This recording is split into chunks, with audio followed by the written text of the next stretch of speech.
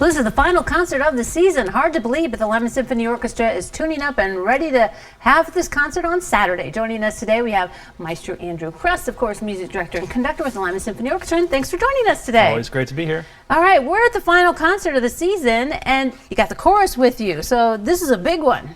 This is my first time with the chorus because last year they weren't able to sing with us, and December I wasn't in town. So this is, in one word, I would say epic. It's going to be a wonderful concert, just full of glorious melodies. When you add the 60, 70 people in the chorus, it adds so much excitement. And if you don't know the world of opera, I think actually you're going to know a lot of this music. It's stuff that has permeated our culture.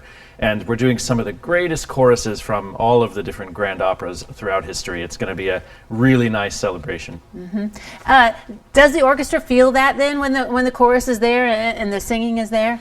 It's definitely an amazing sound on the stage to have all of these people behind you singing in unison. And in my case, in front of me. It's a very great visual effect.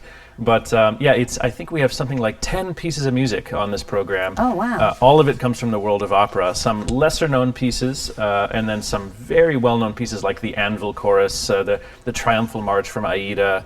All of them with really powerful words, and this is a little sneak peek. We're actually going to be performing with the chorus the Ukrainian national anthem, which is going to be a really powerful moment, I think. Yeah, that will be a powerful moment. Wow. That seems like a lot of pieces to be playing. I mean, is that a little bit more than you normally would do? Well, the time spent on stage is about the same. We just we're taking a big tour of the world of opera. They're singing in English, in Italian, in Russian, and in Ukrainian. So there's a lot of different languages and sampling of pieces from throughout the repertoire. Mm-hmm. Does the orchestra like to do the operas? I mean, because it's not like a Broadway show, right? I mean, the operas are made for an orchestra, correct? Right, and it is like a Broadway show, and it's just opera's a lot older than Broadway.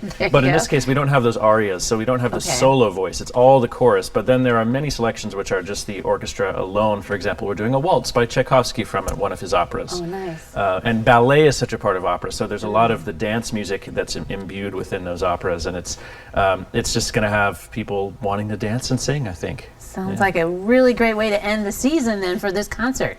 I mean, come and see us. If you haven't seen us yet this year, well, now's your last chance. And I always say it, but Lima is just so lucky to have this orchestra, and we're so lucky to be supported by our patrons. But it doesn't exist by itself, so please come support us. Mm-hmm. And tickets are on sale now for that concert on Saturday that starts at 7:30 at the Civic Center, of course. All right, so you're going to be busy on Saturday because you're checking out what's happening at the library, and you're going to have Mornings with Maestro. Tell us what the kids are going to learn. We have many educational programs. Just today we were at the hospital doing our Healing Through Music. And so this Mornings with the Maestro is great because the kids are there up close and personal in the library Saturday morning at 10:30.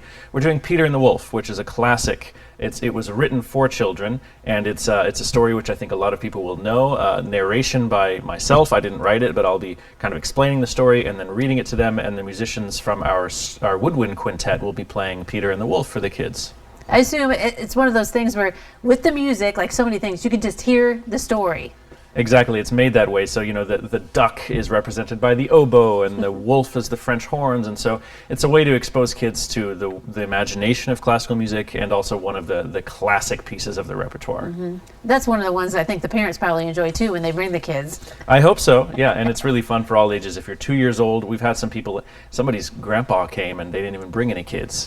So everybody's welcome at Mornings with the Maestro. All right, that is Saturday again at 10:30. And, we are wrapping up the season.